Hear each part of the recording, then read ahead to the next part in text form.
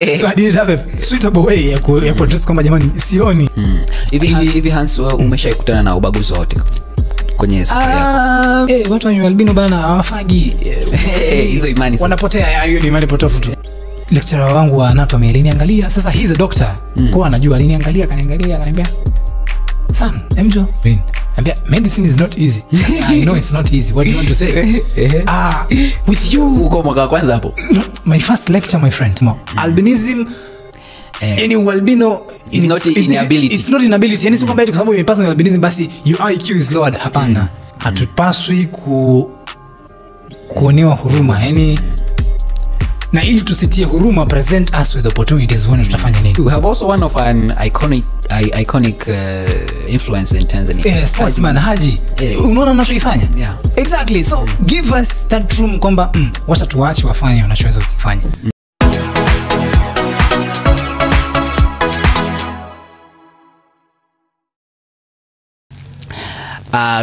Mambo vipi? Karibu tena kwenye The Youth Talks Podcast, jukwaa linaloibua mijadala makini kuhusu changamoto na fursa zinazowakabili vijana leo. Mimi ni Isa Muhammad na leo tunaenda kwenye episode maalum kuelekea siku ya kimataifa ya uelewa wa albino duniani, International Albinism Awareness Day, ambao huwa inafanyika June 13 kila mwaka. Kwa hii ni siku ambayo tunainua sauti kwa ajili ya ndugu zetu wenye albino. Na leo tupo na ndugu yetu kijana jasiri kabisa, ndugu Hans. Tutakuwa naye leo na atatupa mambo mbalimbali kuhusu swala zima la albino. Karibu sana Hans. Nashukuru sana. Mambo yanaendaje? All is well. Uko vizuri kabisa. We thank God for that. Okay, karibu sana. Hapa ni The Youth Talks Podcast, jukwaa la vijana, na tumekukaribisha kuelekea siku ya uelewa wa albino duniani, ambapo ni siku ya kimataifa. Yes. Kwa tukaona tukualike tuweze kupata ABC kuhusu swala zima la albino. Sasa kabla ya yote tunaomba ujitambulishe, vijana wenzako waweze kukufahamu wewe ni nani, ili tuendelee na mjadala wetu. Karibu. Well, kwa majina naitwa Hans Vincent. Professionally mimi ni daktari. Okay. Daktari wa binadamu. Yes. Okay. Yeah, ni daktari, ni mwanamitindo and standalone advocate kwenye masuala ya albinism. Kwenye wanamitindo hapo naona unaelekea maka fashion. Sure, ila kwenye udaktari pale nilikuwa sijaliwaza hilo. Okay. Yeah, I'm a doctor. Kwa hiyo ni mdaktari na mwanamitindo. Exactly. Hongera sana. Asante sana. Okay, pia ni si mwanafunzi pia. Yes, ni mwanafunzi wa Chuo Kikuu Mzumbe. Okay. Nasoma masuala ya mifumo ya afya kwenye ufuatiliaji na tathmini. Okay. Hongera sana. Sasa mada kuu ile tuleta mezani ni kuelekea tarehe 13 June, ambapo ni maadhimisho ya siku ya kimataifa ya uelewa wa albino. Sasa albino ni nini? Well, albinism is one of the rare genetic conditions. Okay. Yeah, na it is inherited, ni kitu cha kurithi. Sio kitu ambacho eti unaweza kumgusa mtu na ukapata nao. Ni kitu cha kurithi. Inategemeana na vinasaba kutoka kwa wazazi wote wawili, azin baba na mama. Okay.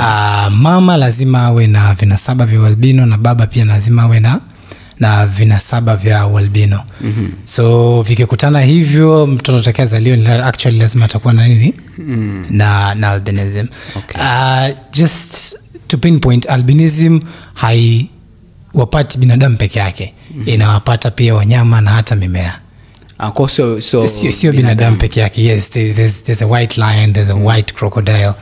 Kuna plant pia ni nyeupe kabisa, it's haina pigment. Unakuta ni labda ni chura ila kina tofauti na yes, cheupe kabisa, hakina pigment. Okay. Kwa hiyo to us wanadamu sasa albino unatokana na kuna vitu tunavita viko kwenye ngozi vinaitwa melanocytes.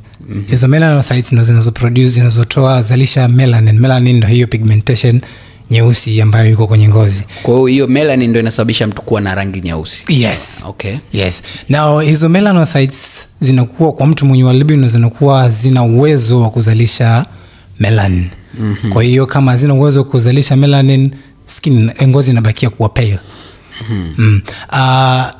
Hata ziwe excited kwa kiasi gani, inategemeana sasa na aina ya albinism, lakini hata ziwe excited kiasi gani, either they just produce kidogo sana au zis produce kabisa melanin. And in the due process of exciting hizo melanocytes, na unaweza kujikuta sasa wewe kama mtu mwenye albino unaharibu ngozi yako mwenyewe, because the biggest way of exciting your melanocytes is through the sunlight. Now the sunlight is the biggest enemy to a person with albinism. Kwa ule mwanga wa jua ndo unaathiri zaidi. Umezungumzia hapo swala la kuna ambao inakuwa melanin haikosekani kabisa, inakuepo kidogo. Kwa unakuta kuna mwingine unakuta ana albinism ila kama ana weusi kwa mbali. Ndio maana brown. Kuna aina kuu mbili za albinism. Kuna oculocutaneous albinism na ocular albinism.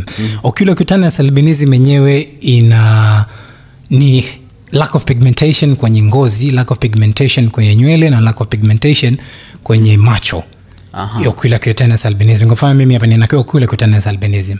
Lakini hiyo aina ya kwanza ni kwenye maeneo yote matatu, nywele, macho na ngozi. Lakini aina ya pili ocular albinism, hiyo ni macho peke yake. You can have a normal skin, normal hair color, lakini macho yako yana albinism. The retina part of the eye imekosa ile pigmentation. Sawa, sasa ni dalili zipi ambazo mtu akiziona zinaonyesha kwamba huyu ana albinism? Well, by appearance, kwa kumwangalia tu mtu unaona kabisa huyu ana albinism. Kutatu, nywele zinakuwa nyeupe, au inategemea sasa na aina albinism. Make oculocutaneous albinism yenyewe imegawanyika. Wakati mimi nasoma medical school tulisoma subtypes kama 5 za oculocutaneous albinism, lakini sasa hivi according to research na nini, subtypes zimeongezeka, zimefika subtype kama 9. So it depends with the color of the hair, it depends with the color of the skin, it depends with the color of the eyes. Ndio maana oculocutaneous albinism iko grouped kwenye subtypes zote hizo.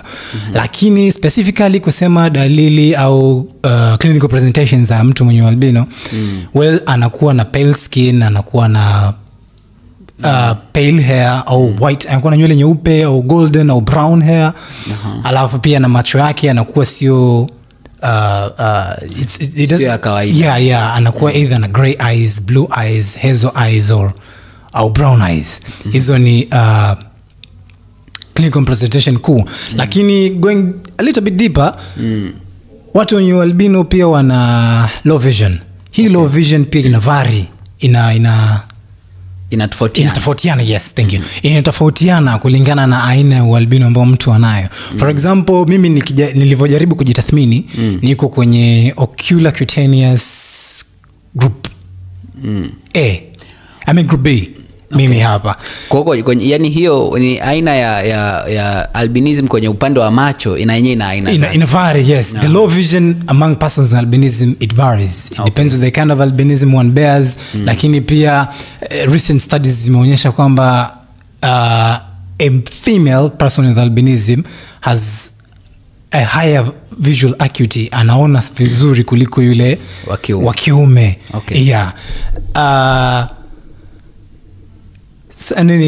Clinical presentation nyingine ni tunaita kitaalam nystagmus. Nystagmus ni involuntary movement of the eyes. Yani unakuta I'm not controlling, sio mimi ninataka macho yaende hivyo, lakini macho yanacheza yenyewe without me controlling it. Hii inatokea sana kipindi tukiwa bado wadogo. Unakuta unazaliwa nystagmus is very severe at a young age. Very very severe at a young age. Lakini as I evaluated myself and experimented on myself, I came to realize kwamba nystagmus inazidi kupungua the way we grow. Yani unavozidi kukua nystagmus inazidi kufanya nini? Kupungua. And I think na hiyo nystagmus ndo hiyo kucheza kwa macho. Kwa jinsi unavozidi kukua ndo inazidi kupungua. That is my own experience and the way I studied myself. Yani sio kwamba ni research imefanyika. No. Kwa jamani sio research hiyo ni kwa namna yeye alivyojifanyia. Mimi mwenyewe the way I grow nystagmus inazidi kudiminish. Lakini pia kuna strabismus. Hii ni an alignment ya zile ya macho. Kwa Kiswahili chepesi wanasema sijui makengeza. Unakuta pupil moja inaangalia huko, nyingine inaangalia kule, lakini the point of focus ni moja. Yeah. Hiyo pia iko kwa watu wenye albino. Generally hizo ndo clinical presentation ko. Sasa tuzungumzie sasa matibabu labda au msaada gani ambao mtu mwenye albinism huwa anapata? As far as I know, hakuna matibabu ya albinism. There is no way you can cure it. Although kuna makampuni mbalimbali ambayo mojawapo ni hata mimi nilishawahi kuwa balozi huko Ulaya. They are trying to develop a way of exciting the melanocytes without damaging the skin. Okay. Yeah, I have not read the recent studies on them yet ku reveal kwamba zile pilot studies zilikwenda vipi. Lakini ndicho kitu walichojaribu kukifanya. They have been researching it for more than 20 years. Wanajaribu ku develop kitu ambacho when you apply and when you take as medicine itajaribu ku excite zile melanocytes. In the due time sasa unajikuta the black pigmentation inatoanza kukaa kwenye ngozi. Kwa inakuwa ni kama mafuta labda form of mafuta, vidonge, sindano. Ila haiondoi ile kukosa melanin, ila inaleta tu kama excite zile melanocytes. Melanin zitakuja. Zinakuwa produce. Yani kikubwa ni ku-excite melanocytes. Melanocytes zinazo produce melanin. Melanin ndio inafanya pigmentation ya nini? Ya ngozi. Yeah. Sasa kama umesema haina matibabu. Ni msaada gani sasa mtu mwenye albinism anaweza kupata? We manage the complications of albinism according to their presentation.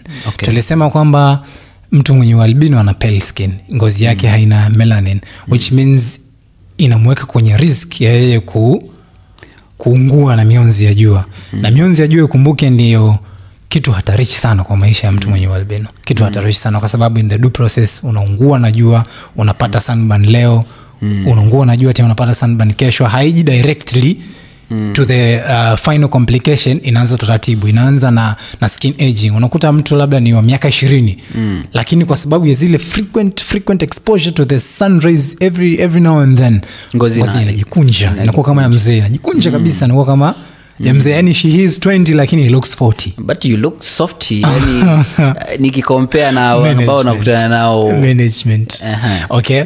So baada ya aging inafikia muda sasa due to frequent exposure ile ngozi sasa mpaka aging, yani mpaka ile skin adaptation ya ngozi kufanya skin aging, ngozi yenyewe sasa inashindwa kutolerate.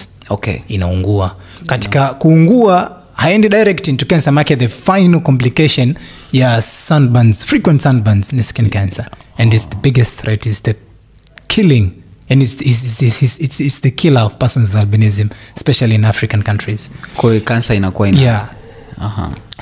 ikitoka kwenye skin aging unapata vitu fulani, they are like viko kama rough patches kwenye skin, tunaita kitaalamu keratosis.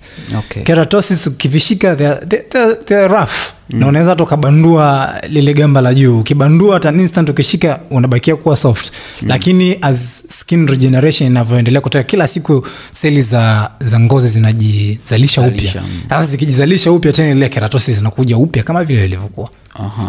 Na ukizembea ukaacha keratosis iendelee, it might lead you to skin cancer. That is one. Hiyo ni kwa upande wa ngozi. Kwa upande wa macho we have low vision. We have low vision, na pia our eyes cannot tolerate too much sunlight, especially too much light, especially the natural light inayotolewa na jua. Our eyes cannot tolerate that kwa sababu kwenye retina kuna pigmentation imekosekana ya kucontain ule mwanga ambao unaingia kwenye jicho na kureflect kuwa kitu ambacho tunakiona. Yes, hiyo pigmentation tumeikosa kwenye retina ndani kwenye jicho huko. So our eyes cannot tolerate light. Sasa addressing low vision, it depends with one's needs. Labda niongee kwa experience yangu mwenyewe sasa. Mimi nilianza kuvaa miwani miwani ya macho typically nikiwa na umri wa miaka kama 6, niko darasa la kwanza, na ilikuwa ni recommendation ya mwalimu wangu kwamba tunaona kama Hans anapata shida darasani. Walimuita mama. Tunamuona kama Hans anapata shida darasani, kwa nini usijaribu kumtafutia miwani? My first spectacles ilikuwa ni namba ya kawaida tu. Sio that harsh, ilikuwa ni namba kawaida kabisa. So nilianza kuvaa miwani hapo. ila kipindi kabla ya hapo ulikuwa unaona vizuri tu? Hapana, lakini kwa sababu I was a kid I didn't have a way to address it kwamba jamani sioni. Kwa uwezi labda useme unaona it's normal. Lakini si kama nilikuwa naona, no. I'm born with low vision, lakini sasa kwa sababu nilikuwa ni mtoto I was like sasa nikisema sioni watanichukulia unaogopa. So I didn't have a suitable way ya ku address kwamba jamani sioni. You know, so thankfully to that walimu walikusaidia. One teacher in particular anaitwa Madam Josephine. Hongera zake. Hongera zake kwa kweli. One teacher in particular ndo akamfuata mama akamwambia he might need spectacles. Ndio nikaenda kumuona daktari wa macho akanitengenezea mioni yangu ya kwanza. Nimeitumia nafika darasa la 2 nikaona kama vile it's not even helping.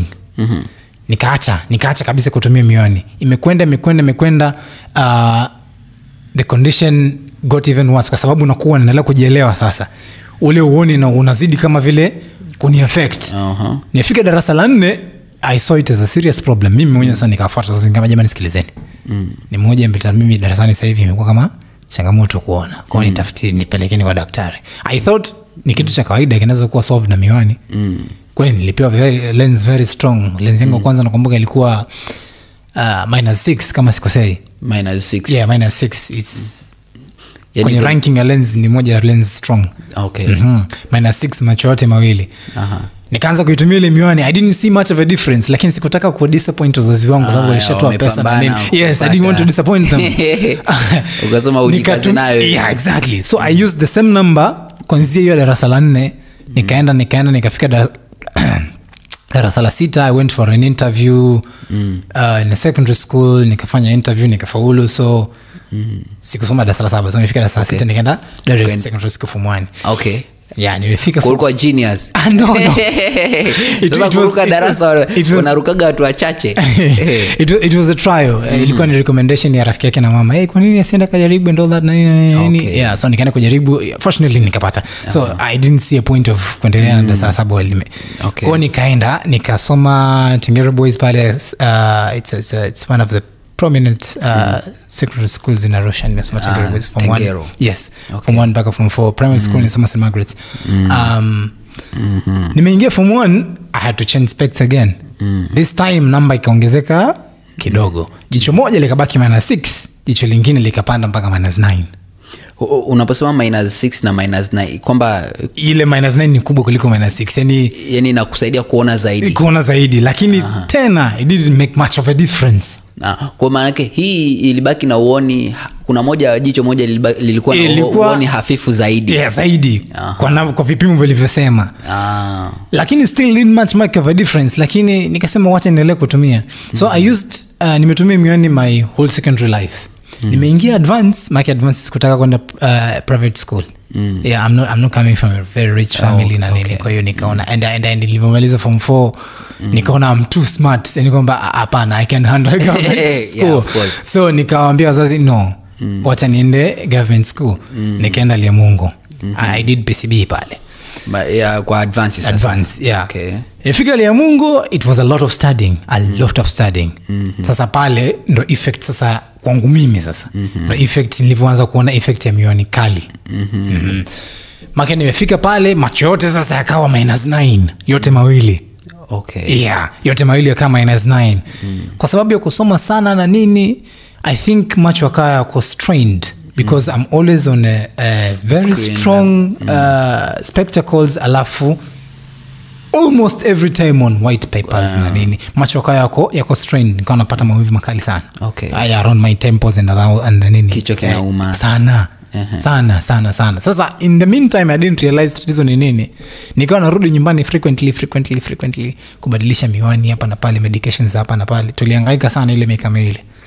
Form 5 na 6 nilihangaika sana. Pole sana.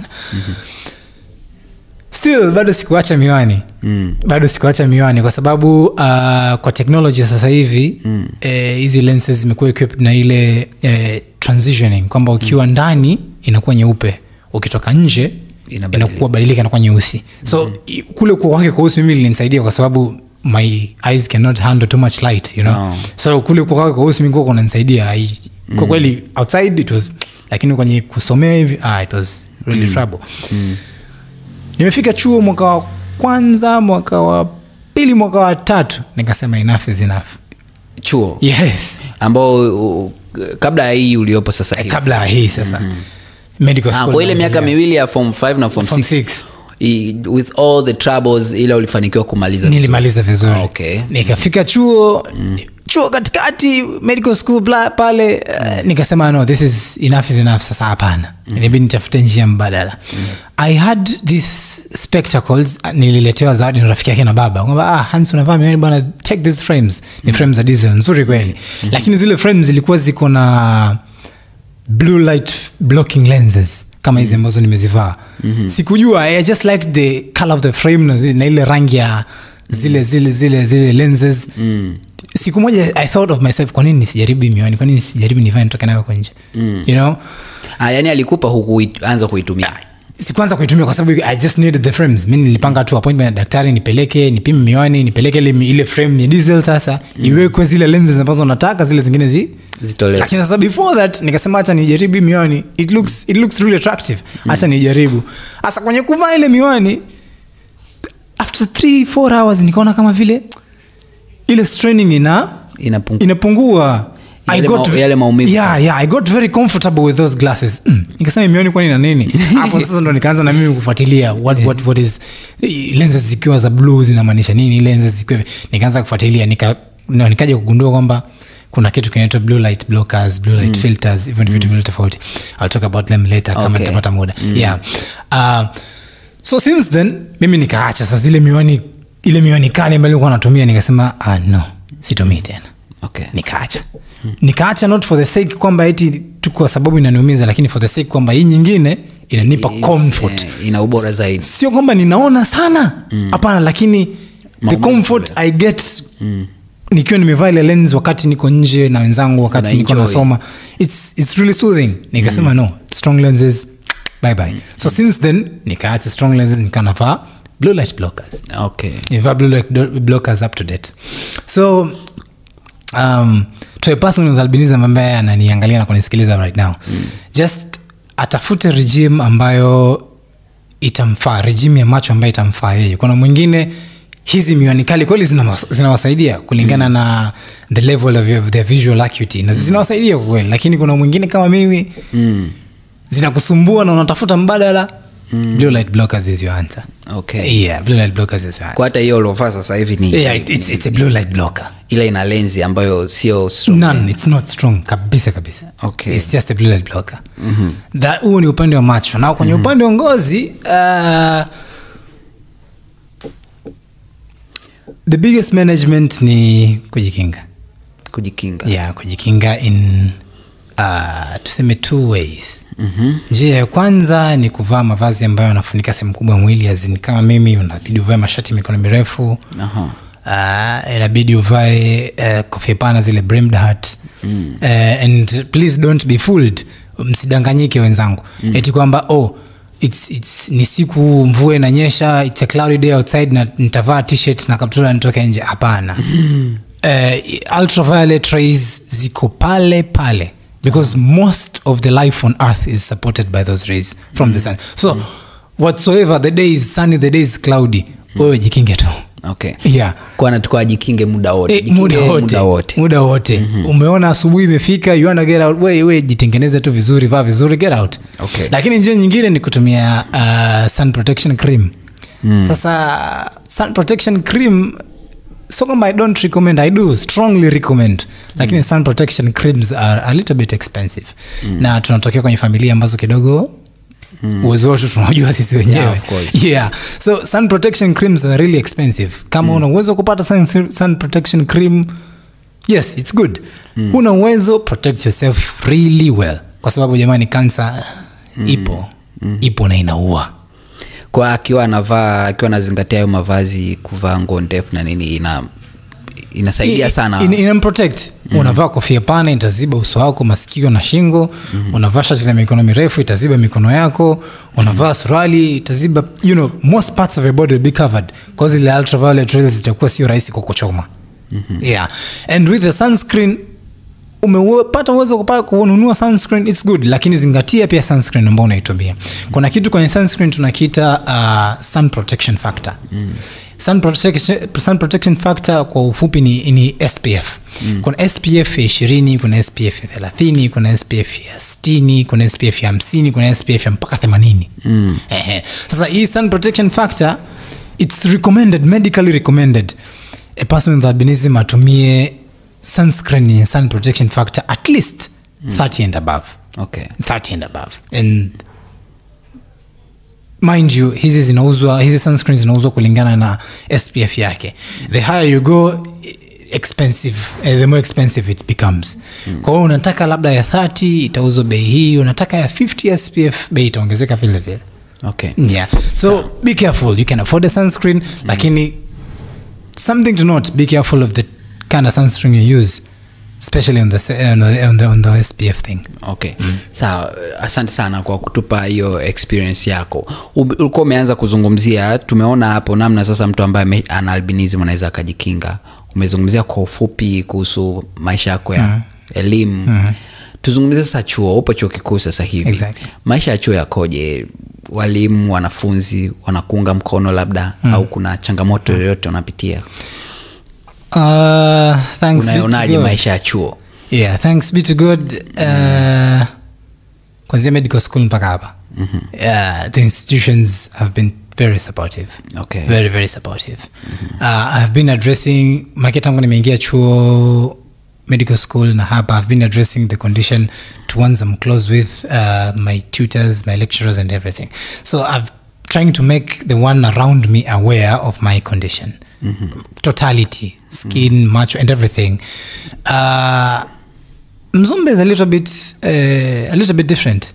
Kuna utofauti kidogo wa Mzumbe na huko nilikotoka. Okay. The disability thing hapa Mzumbe, it's been taken a little bit serious kwa sababu kuna mpaka sehemu ya ku address a desk kabisa to address disability issues chuoni. Kwa Mzumbe? Kwa Mzumbe nao wana hiyo desk. Yeah, they have that desk, they have the disability desk. Compare na huko nilikotoka. They didn't have that huko nilikotoka. They just had Dean of Welfare and then that was enough. Lakini huku wana office special kabisa where matters of disability can be addressed on. Okay. Yeah. Basi tuwape ongera zao Mzumbe. Of course ongera zao nyingi kwa namna moja kuwazingatia kwa kila. Exactly. So apart from having that desk, wameenda mbali zaidi. They've been partnering na wadau mbalimbali. Wanatoa gadgets mbalimbali kwa watu na disability, ikiwemo sasa persons with albinism. Yeah, they have been providing visual aids, hearing aids kwa watu wenye matatizo ya kusikia, the wheelchairs and everything kwa watu ambao wako handicap and all. Na pia they have gone even further. That particular desk wanatoa mpaka sunscreens, which nilienda last time I checked, zile sunscreen zina SPF ya 80. Huku nje ni sunscreen expensive sana. Hizo ambazo Mzumbe wanatoa ni quite sunscreen expensive sana, and kwa matumizi ya mtu kama mimi, it's quite a sunscreen, man. Okay, basi tuendelee kuatia moyo Mzumbe, Mzumbe waendelee kutoa hizo mahitaji kwa watu wenye disabilities. Sasa tuzungumzie sasa mazingira ya kujifunza na kujifunzia. Unaonaje zingatia mahitaji ya watu wenye infrastructure wise? Naweza nikasema bado kidogo. Okay. Yeah, bado kidogo. Kwa sababu with the low vision I'm forced to lean kwenye dawati, unakuta kuinama yani. Kuinama. Okay. Kuinama kwenye dawati, unakuta muda mwingine dawati ni fupi kidogo, kwa hiyo nifanye niwe na zile breaks. Kwa mfano nafanya mtihani, naandika maybe for half an hour, inabidi niinuke kwanza ni stretch kidogo and then niendelee tena. Something like that. Hizo ni infrastructure wise. Lakini pia Mzumbe amejaribu kujitahidi when it comes to mitihani. The fonts zile za mitihani zimejaribu kufanya kuwa a little bit accessible kwa watu ambao wana low vision, including myself. So ikaribia mitihani, they are trying wana determine the number of people ambao wana changamoto low vision, and they are addressing it in that way, which is something very good. Kitu ambacho ningependa kushauri yes. Kitu ambacho ningependa kushauri ni kwamba we have that disability desk, yes. Lakini pia kuna umuhimu wa kuwa na association ya watu wenye disability pale chuoni kwetu. Okay, hiyo sasa iwe make tutakuwa tumebagua wa Mzumbe peke yake. Tuna community kubwa ya vijana ambao wana disabilities kwenye vyuo almost vyote Tanzania. Kwa hiyo hakuna hiyo association ambayo ina I am not very sure kwa vyuo vingine, lakini kwa Mzumbe that is important. Na kama kuna vyuo vingine ambavyo havina, wakiona Mzumbe ameanzisha actually watafanya. Okay. Yeah. Kuna umuhimu huo kwa sababu gani? We need to address awareness about disability as a whole, lakini pia kufanya ile inclusivity kwamba any institution haikwepeki, persons with disability lazima wawepo. Because we also need education, man. Yeah. Of course. Yeah. Now when it comes to addressing that association addressing albinism as albinism in itself, people don't understand. Wanachukulia hii non-pigmentation ya ngozi kuwa kama ni ulemavu. But hapana. Hapana. Let me address this kwa namna ambayo nitafanya watu waelewe. Kwa non-pigmentation ya ngozi sio ulemavu.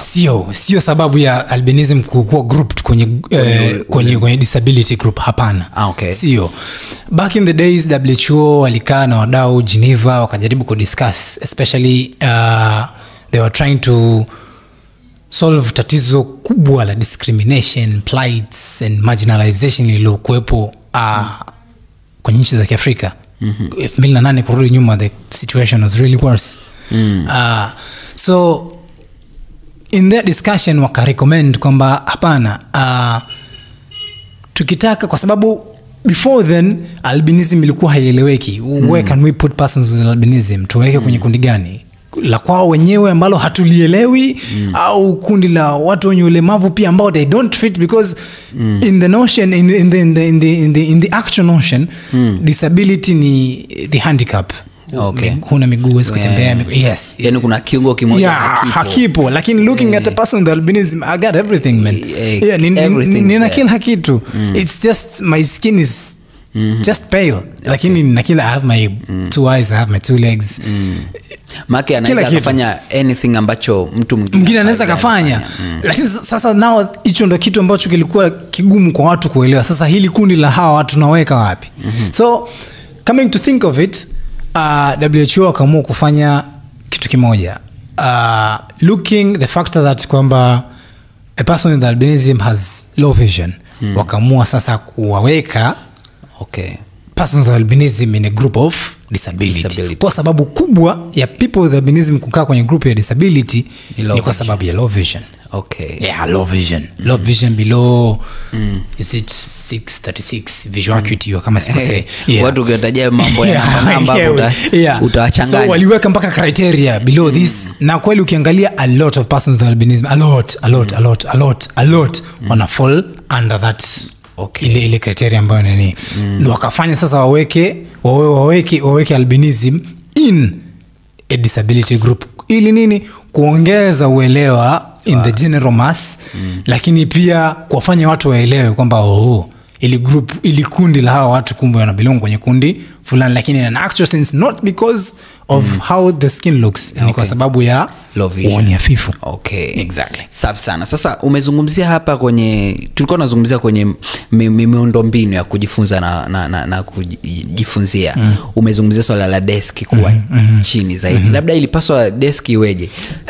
Tunazungumzia kwa mtu ambaye you are complete, atuzungumzie yule ambaye ni mlemavu kabisa. Sasa ingine anahitaji desk ya utofauti zaidi. Labda ilipaswa yeje na kwa wewe unapoona? Desk kidogo ingenyanyuliwa as in 45 degrees kidogo itakuwa. Yani usiiname sana. Yeah, usiiname sana. Unanipa una relief ile ya kuinama sana ndio.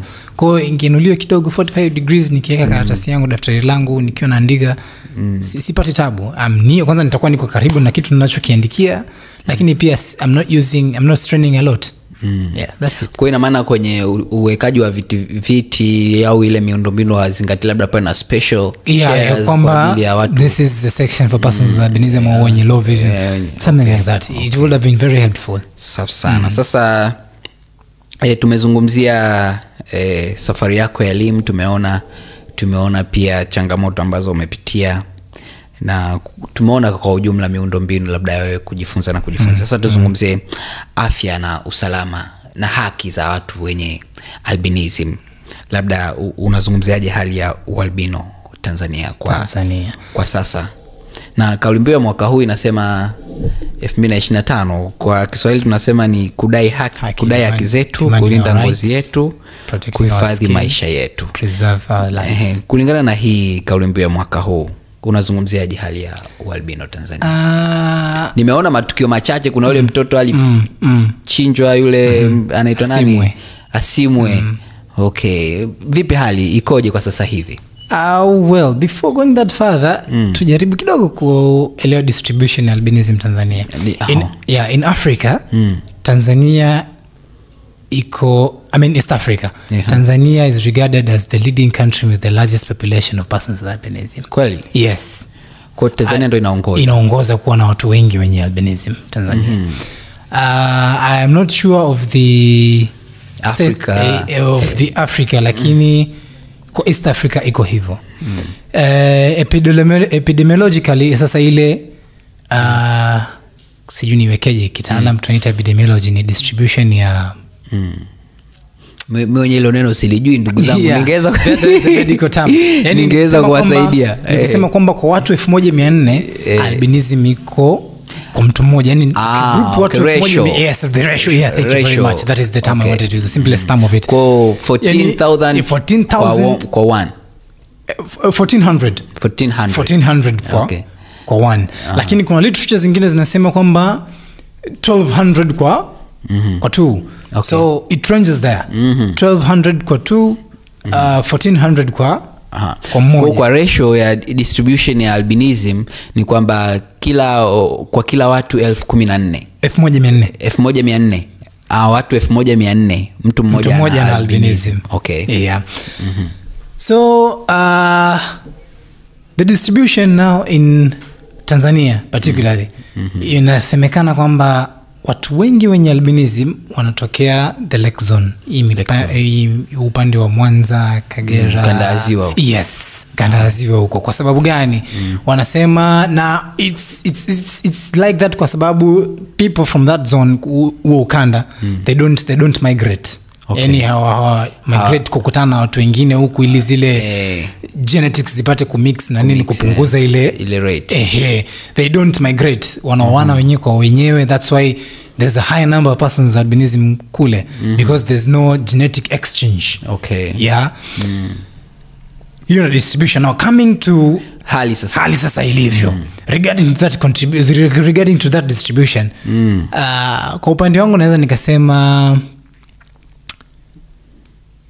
humanitarianly, ukiangalia haki za binadamu na security, naweza nikasema bado hatujafika pale tunapaswa kufika. Okay. Yeah, bado tunafika pale, hatujafika pale although pamepungua.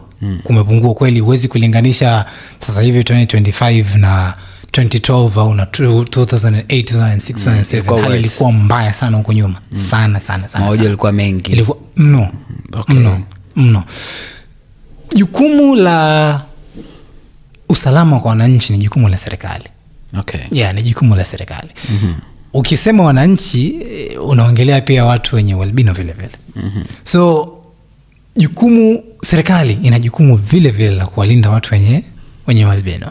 I've been brainstorming. I am not trying to conflict with my government. Hapana. I've been brainstorming. Ni kwa nini rates of plights zinaongezeka ikaribia kipindi cha uchaguzi? Kwa nini prides, kwa maana ya hayo mauaji sasa ya albinism? Yes, kuna an increased rate of hizo plights ikikaribia uchaguzi. Sijapata jibu up to date. Kwa hiyo ni ikiwa inakaribia uchaguzi ndo kama mauaji yanaongezeka. Exactly. So I urge the government, your sector kidogo waizingatie. Sio your sector tu. Access to medicine kwenye upande wa afya nao. ukiongelea the part of afya ambayo ina address the needs of persons with albinism as a whole, pia naona kama vile bado kidogo. We have dermatology centers Tanzania chache. Kubwa ikiwa ni KCMC iko pale, tunayo pia nyingine iko Bugando. I think pia Mbeya ambayo hizo zina specifically deals with skin complications za watu wenye albinism and all. Okay. Yeah, iko KCMC, ipo Bugando, and I think pia Mbeya Zone Hospital wanayo. Now serikali kama serikali, they've been trying to kumejaribu kufanya kazi na wadau mbalimbali. A good example ni Standing Voice, wanafanya kazi nzuri sana jamaa. Standing Voice, they've been working with health facilities zaidi ya 45 kwenye mikoa 10 ya Tanzania. Kazi yao ni kufanya diagnosis, ni kufanya checkups kwa watu wenye checkups za ngozi kwa watu wenye albinism, na treatment vile vile. They even provide these protection UV kits. UV kits nikimaanisha kwamba kofia, sunglasses pamoja na sunscreen for free. Wanazigawa. Standing Voice, they're really doing a very good job. Wana competent doctors. They've been partnering with different public health facilities na wanatoa huduma ambayo iko kidogo vizuri. Lakini as for the government wajaribu kuboresha, wajaribu kuangalia namna kidogo hizi dermatological centers zijaribu kuongezeka. You cannot tell me mtu anatoka let's say Manyara anafuata check up KCMC, ni mbali. Ni mbali na mtu mwingine ambaye familia zetu wanazifahamu kuliko achome nauli kutoka kule aliko mpaka dermatology center ilipo. Naona bora ni baki. Ziwe nyingi pia na huduma ziwe nyingi pia na ubora kia uongezeke, kwa sababu there'll be some kind of competition kwamba tuko wengi sasa hivi ili kucapture wateja. Sasa inabidi huduma ziwe kidogo juu. So itaongeza chachu kwanza kwa watu wenye albino wenyewe kuwa na ile hamasa ya kwamba acha nikaangalia afya ya ngozi yangu, acha nikaangalia afya ya macho yangu. Centers zikiwa nyingi, partnering with these NGOs kama Standing Voice peke yake inaweza isisaidie kwa sana, kwa sababu the way these NGOs the way these NGOs provide their services, wanaweza wasifikie kila mtu. Imagine kama Standing Voice currently, nimesoma juzi, they are reaching almost 10 regions. Kwa Tanzania tuna mikoa mingapi? Zaidi ya 30. Mikoa mingi, lakini wenyewe wanafikia mikoa 10 tu. Okay, kwa serikali inabidi iongeze nguvu kidogo. Sasa usalama wa watu wenye albinism, usalama wa watu wenye albinism kwa kiwango gani unavyoona? Pia bado I think ni sera za ulinzi zinabidi zibadilishwe. Sera za haki za binadamu pia zinabidi zibadilishwe regarding to persons with albinism. Juzi kati hapa in February, the Center of Human Rights wali sue serikali ya Tanzania. Okay. African Court, na kesi ilisikilizwa February pale Arusha. African Human Rights African Court pale Arusha, kesi ilisikilizwa. And Center of Human Rights wana wawakilisha watu wenye albino Tanzania. And imagine walishinda. Okay. Yes, walishinda. Walikuwa na walilenga malalamiko yao kwenye elimu, afya, haki za binadamu pamoja na usalama. Okay. So moja kati ya vitu ambavyo mahakama iliitaka serikali ifanye ni kuboresha usalama, kubadilisha hizi sera za hawa waganga wa kienyeji ili kuprotect ile kwa protect za exactly, kwa sababu back then plights zilikuwa zinatokea nyingi. Until that, plights zinatokea nyingi kwa sababu ya influence ya witch doctors demanding the body parts of persons with albinism ili kufanya wanaoyafanya. Okay. Which I don't think hivi hao huwa wako legal au as far as I know kuna legal policies ambazo zinawaguide hawa watu. Na ndio maana wapo. Yeah. Now the African Court demanded the United Republic of Tanzania's government kuzipitia sana hizo sera, kuangalia zimekaaje, kama vipi were banned kabisa, lakini hapo sasa utakuwa umeingilia tamaduni za watu, so you cannot ban them. So unaweza kukukeshia kwenye kilinga. Exactly. So inabidi hizi sera waziangalie ili to protect this community of persons with albinism. Lakini pia kwenye upande wa afya wameelekeza African Court clearly kwamba serikali jaribu kutoa the kind of services that really address the needs of persons with albinism. Likewise to education opportunities to persons with albinism inabidi ziongezwe, lakini pia accessible kind of education. Ndio hizo sasa infrastructures mashuleni huko, addressing albinism kwa wanaofundisha. Hivi Hans, wewe umeshaikutana na ubaguzi wote kwenye safari yako? Personally not so direct. I remember there's two circumstances. Moja nilikuwa mdogo sana, nyingine I was in secondary school. Hiyo nilikuwa nimekaa na vijana wakubwa kuliko mimi. I was very young. And wakawa wanapiga story, watu wa albino bana hawafagi. Hizo imani sasa wanapotea. Hiyo ni imani potofu tu. I was young, lakini it did make sense in my head. So nikapuuzia. Okay. Unazungumzaje sasa uelewa wa jamii kwenye swala bado there's still a lot to do. Na ni kitu pia ambacho Center of Human Rights walijaribu kupeleka malalamiko yao kwenye African Court. Na African Court walijaribu sasa obligate the government kwamba waongeze nguvu kufanya zile awareness campaigns about albinism, kwa sababu uelewa juu ya albinism Tanzania bado trust me bado we are in 2025. We look technologically advanced, lakini uelewa albinism bado inahitajika nguvu kubwa sana ku address ile swala kwenye jamii zetu. Mambo moja ya platform ndio hii tunaitumia kuelimisha. Albinism sio ugonjwa, sio disability kama mwenzetu anavyoeleza, sio laana au sio kitu chochote kibaya. Albinism ni kitu cha kawaida, just a skin condition. Okay. Sawa, sasa tumezungumzia masuala ya imani potofu hapo na masuala ya ubaguzi. Turudi sasa kwenye ndoto zako binafsi kama Hans. Baada ya chuo sasa tumeona pale umefanya medical, umefanya upo unafanya degree nyingine. Ndoto yako ni ipi?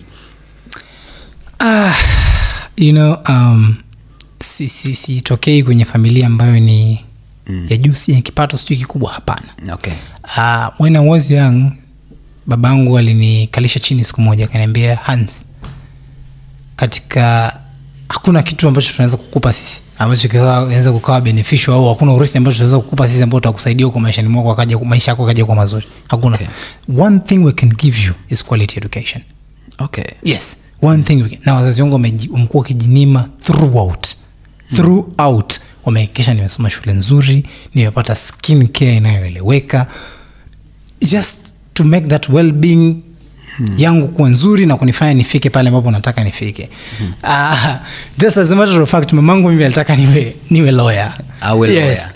Now you could fit. No, you are talking so. You are active. So you can do that. Her biggest fear ilikuwa, Hans, you have low vision. Sasa utafanyaje? Doctors do perform surgeries, doctors do perform different procedures. Usitikoenda huko kaua mtu, my friend, itakuwa mbaya, unajua. So it was her biggest fear. Kwa chachu moja ambayo ilinifanya mimi kufanya medicine, sio kwamba because it's my passion, lakini pia I just wanted to prove people like my mom kwamba yes, I'm a person with albinism. I can do whatever I want to do. Yeah, na naweza kafika same mzuri sana. I was one among the best students in my medical school. One among the best students. Okay, na pale St. Joseph ukaulizia Hans, they really know about me. One of the best students, really. Si kwamba najisifia. Lakini I'm just trying to show kwamba albinism sio exactly, it's not an inability. Yes. Now coming back to ndoto zangu mimi personally, kama nilivyoanza kusema kwamba sijatokea kwenye familia ambayo iko juu. Which means I can feel the pain ya wenzangu ambao wanatokea kwenye familia ambayo kama ya kwangu, or even worse, kutoka familia ambayo iko economically worse kuliko hata ya kwangu. I feel their pain. So I am not advocating about albinism for the sake of the fact that because I'm a person with albinism people should know about it. Hapana. Kuna watu ambao they can't raise their voices like I am doing. They cannot secure the opportunities that I'm securing. Okay. So people like those need people to talk for them, and I am one among them. Okay. Yeah, I am. So whatever I am doing, I'm trying to consider. Kuna ambaye yuko huko ndani Geita, ndani huko, nobody knows about them. Yeah. Anahitaji msaada. Anahitaji in everything, medically, education, everything. Who's going to address about them? So ninatamani siku moja tufikie ambapo nisikia Tanzania ina 0 cases on killings of persons with albinism. And it is possible. Yeah, ninatamani kusikia siku moja accessibility ya medical care is all around Tanzania. Ninatamani kusikia siku moja ukipita huku na kule, people know about albinism, ile discrimination rate and marginalization, it's a history. Okay. And we have to remind ourselves kwamba kama vijana sasa we are the drivers for that. Exactly. Tusiweke mzigo kwa serikali peke yake. Kwa kama kijana hapo ulipo, you can play your part, ukafanya chochote kwa address hizo issues za albinism na issues zingine ambazo zinatukabili kama nchi. Sasa tumezungumzia swala la ndoto zako. Sasa ungependa kuona mabadiliko yapi kwenye jamii au sera za elimu hasa kwenye haya masuala ya watu wenye ualbino? Sera za elimu, of course, waongeze zile educational opportunities to persons with albinism. Sisemi kwamba tuonee huruma kwenye swala la hapana. Utaki kuonea huruma? Hapana, no. I have brains, I'm too intelligent for that. Of course. Yeah. Sisemi kwamba tuonee huruma when it comes to education. Hapana, lakini make that education accessible. As in education institution inatambua kabisa we have this kind of people at our institution. Sasa wale ambao wanahudumia institution nzima, as in walimu na staff wengine, wao addressed. Okay. Kuhusu albino. Unakuta ni mwalimu na yeye lakini hajui. Of course. He's just seeing you around, lakini hajui. Akikuona una lean kwenye daftari ndio unajua kumbe jamaa ana low vision. Lakini it has never been addressed to them kwamba persons with albinism have low vision. It has never. Hata mafundi tunaona hata umezungumzia viti unainama sana. Exactly. Kwa kama ungekuwa unajua they could consider. If the matter was addressed, hicho ni cha kwanza. Cha pili, I have a critical not a critical, I have a vivid example. Wakati naingia medical school mara ya kwanza kabisa, there's this anatomy lecturer, kuna module inaitwa anatomy and physiology huko medical school. Okay. Lecturer wangu wa anatomy aliniangalia, sasa he's a doctor. Kwa anajua, aliniangalia akaniambia, "Son, Emjo, unaitwa nani?" Mimi naitwa Hans. "Do you know what you have signed up for?" Niambia, "What do you mean?" Niambia, "Medicine is not easy." "I know it's not easy. What do you want to say?" With you uko mwaka kwanza hapo? My first lecture, my friend. Okay. With you doing this, it's going to be a challenge. You'll fail in the middle. Okay. Watch me. I have low vision, lakini the way I learn is spectacular. Watch me, my friend. I was one among the best students in anatomy. Yeye mwenyewe kuamini. Haikukukatisha tamaa? Hapana. Lakini kwa nini alifanya hivyo? The matter wasn't addressed to them. Hajui. He's a doctor. You can imagine. A doctor kabisa na masters na psychiatry na vitu gani. Lakini albinism in its context alikuwa hajai. So okay. Unaona changamoto kama hizo. So that kind of addressing pia it's needed. Lakini pia kama angekuwa mtu mwingine weak angeweza kusema basi mimi unanishaurije? Akashauriwa otherwise akaenda kufanya maamuzi tofauti. You know? So this thing has to be addressed. Lakini pia kwa haya masomo ambayo wanafunzi wanasoma nao, let's not albinism iwe kama just any other topics in biology mnasoma from 3 and 4 and then boom. Wacha iwe kitu ambacho kiwe kama a community concern. Kama ilivyo siasa zinavyokuwa addressed mashuleni na vioni, I think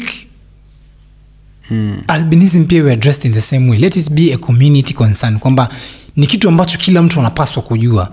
Kama vile unavyohimizwa kwenda kupiga kura and all ili uchague kiongozi awe sahihi, aliyo sahihi, I think iwe ni public concern. Yeah, iwe public concern kwamba everybody should know about it. And a good audience ni huku mashuleni, vyuoni. We are producing pioneers in different fields. Yeah. We are producing different professionals. Now kwa nguvu kubwa inatakiwa iwe vyuoni. Huku kwa sababu ndo wanaenda maeneo tofauti. Ndio wanaotoka huko nje kwenda kwenye community, watakutana na community ambayo ina persons with albinism ndani yake. So they wanavyotoka chuoni watoke their professions, lakini watoke pia with a sense kwamba I'm going to meet this kind of community. Nikifika kule I should know how to address them. Okay. Hiyo itasaidia sana. Yeah, ni kweli. Naona hata hii albinism zamani ilikuwa ina deal very specific, wana deal nayo albinism kwa sababu kipindi kile mauaji yalikuwa mengi na nini. Ile sasa hivi imekuwa generalized, yani kama disability ndo anaigusa kidogo albinism. Kwa hiyo irudi ile ya kudeal na yenyewe as an issue. Irudi yani isiishie tu kufundishwa madarasani. Sasa vijana kwenye genetics tuna kitu tunakiita albinism ni hivi na hivi, then boom watu waenda kujibia mitani. No, let it be a public concern. Yeah. Kweli. Sasa tuzungumze sasa na kijana mwenzako ambaye ana albino. Ujumbe wako ni upi? Cha kwanza asitumie albino wake kama advantage. Kwa kuna vijana ambao wanatumia kama advantage. Some of them. Cha kwanza wasitumie albino wao kama advantage. They should always siku zote wajaribu kujifunza kuhusu hali waliokuwa nao, huo albino waliokuwa nao. Mimi kwangu daktari kumenifanya kujua sana kuhusu albino. Okay. Lakini sio kwamba kabla sijawa daktari nilikuwa sifuatilii masuala kuhusu albino. Hapana. I always strive to know about myself. Okay. Na hiyo imenijengea sense ya kwamba okay, I'm this kind of person. Imenipa this kind of confidence and very self-reliance. Very self-reliance. Kwa hiyo kujua kuhusu wewe mwenyewe kuna kusaidia what is self-reliance kwa Kiswahili? Kujitegemea. Yeah. Unajitegemea wewe na unakuwa na ile kujiamini kwamba yes, I'm a person with albinism. Nina 1 2 3 I'm facing this and this and this. These challenges na address hivi na hivi. It's good. Hiyo itapunguza ile hali ya kwamba watu wenye albino siku zote tu wanategemea hisani na misaada. No. No. You can do something for yourself. Exactly. By your own. Not something, everything. Yeah, you can do everything by your own. Wewe mwenyewe. It depends on your efforts and the way you do things.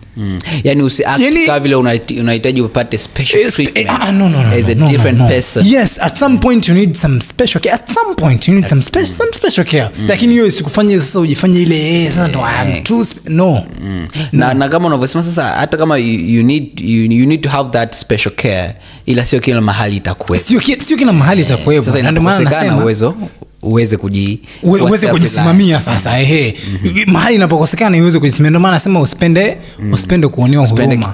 Usipende kuonewa huruma. As in you in class. Sasa ndio huoni mwalimu amesha tengeneza font zake anazojua yeye, sasa huoni njia mbadala ni ipi. You have to listen attentively. Okay. Ili uweze kuelewa kinachofundishwa. Lakini ukitegemea huruma sasa mimi hizi font kila siku unakuwa ni kulalamika. No. Ila kuna ile kwa mfano kwenye hall ile mnaosomea vioni unakuta lecture ipo kule. Na wewe mwenyewe ziko hivi. Ndio maana nasema inabidi ujue kuhusiana na hali yako mwenyewe. Wewe mwenyewe una low vision alafu unakaa huko. Try to find kwa mfano hicho kama ile tunaweza kufanyaje? Lectures tuzungumzie sasa vioni context ya view. Lecturers sasa kama lecturers waongee kwa sauti while they're giving the lectures. Zile handouts wanazozitengeneza ziwe na font kidogo ambazo ni kubwa. Now to the persons with albinism mwenyewe kama mwanafunzi sasa try to sit in front of the class. Yeah. Usikae nyuma. Don't. Try to sit in front of your class kwa sababu kwanza uone vizuri, unategemea kusikia kuongea kwa mwalimu, usikie uelewe, you make your own notes, so you have to sit in front of the class. Usipende kuonewa huruma. Albinism yani albino is not inability. It's not inability. Yani sio kwamba eti kwa sababu you're a person with albinism basi your IQ is lowered. Hapana. Hapana. You can do anything. No, you can do anything. Okay. My friend, I'm a doctor. It wasn't an easy journey. Yeah, daktari it's not an easy journey. It's not. Trust me, it's not. Lakini I made it. Yeah. I didn't only made it. I'm the best. Okay. In my class. Kwa hata kijana anayetusikiliza hapa una albinism, you can do something. You can do anything ambacho kina impact kwenye exactly. Tuna mwenzetu Hans ambaye ni doctor. Sasa tuzungumze na, umeambia vijana wenzako ambao wana albinism, tuzungumze na jamii, tuzungumze na viongozi wa serikali ambao ndio wanatutungia sera na nini. Una ushauri gani kwao kwenye masuala haya ya albino? They have to be considerate. Yani wakati wa utungaji wa hizi sera inabidi waangalie kuna marginalized community ipo. Yeah, ili wasifanye zile sera sasa kuwa inclusive. Okay. Inclusive and even going further wanaweza kutunga exclusive policies for just this kind of community. Sasa hivi hatuna. I don't think so. Okay. I don't think so. Sijasema kwamba hatuna. Tutafuatilia tujue zipo au hazipo. Na kama hazipo tutakuja kusema hapa kwamba zipo au vipi. Okay. They have to make these inclusive policies in every sector. Kama nilivyosema hapo mwanzo, hatupaswi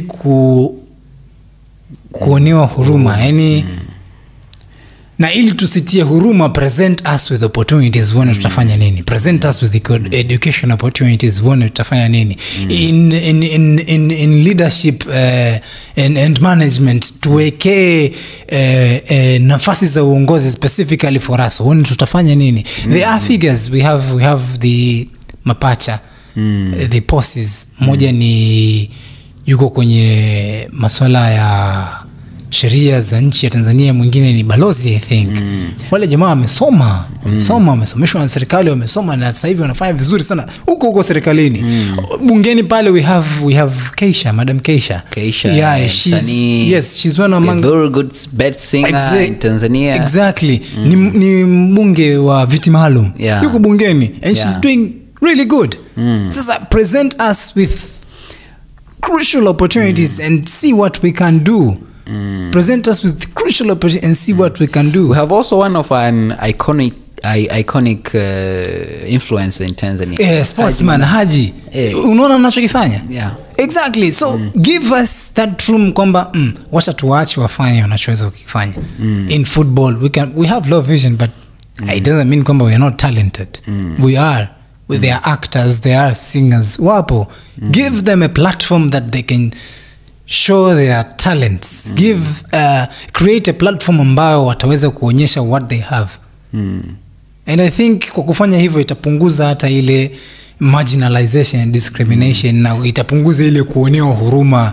Instead of kuweka mahisani mengi na mamisaada mengi, at least present us with opportunities ambazo zitatufanya sisi wenyewe tujitegemee kiuchumi na kutupa confidence and that kind of self. Kwa mfano hapo kwenye confidence ukiangalia anachofanya Haji Manara ni very good job, ila inahitaji mtu courageous, hasa kwa sababu ukiangalia jinsi unapokosea, unapokufanya mitandaoni na nini, kama uko weak, kesho atarudi tena kuongea unajua nimeacha, ila ana keeps on pushing. Sasa platforms kama hizo it's what we want. Okay. It's what we want. Hii mambo ya kusema tu misaada ya sunscreen na makofia na sunglasses kila siku, yes we need them, lakini it's not enough. Embu presentini tuleteni vitu ambavyo kidogo vina mashiko, vitagusa maisha yetu in a very positive perspective. Na mimi labda nitumie fursa hii kumuomba Haji Manara. Sisi ni Unios Talks, tuna deal na vyuo. Kwa hiyo tunaweza tukatumia platform yetu kufanya campaign ya vyuo kuhusu masuala ya uelewa wa albinism. Ukatusaidia, ukashirikiana na sisi kuweza kufikia vyuo vingi Tanzania. Kwa ndugu wetu Haji Manara, naamini utatusikiliza, kwa hiyo utatekeleza hili. Na Hansi, suna support hilo swala. Thumbs up. Okay, hii ni The Youth Talks Podcast. Tulikuwa na ndugu yetu Hans, na ni kuelekea siku ya kimataifa ya uelewa wa albino, yani International Albinism Awareness Day, ambayo inafanyika tarehe 13 June. Kwa hiyo tunashukuru sana, na mimi umejifunza vitu vingi sana. Umemfahamu Hans vizuri, ni daktari, ni mtu wa fashion kama unavyomuona. Kwa hiyo if you have albinism you can do anything, you can become anyone. Sawa. Kwa hiyo albinism sio inability ya kushindwa kufanya kitu chochote. Nashukuru sana, na watakia siku njema. Mimi na Hans, bye bye, naomba tuage. See you in the next one.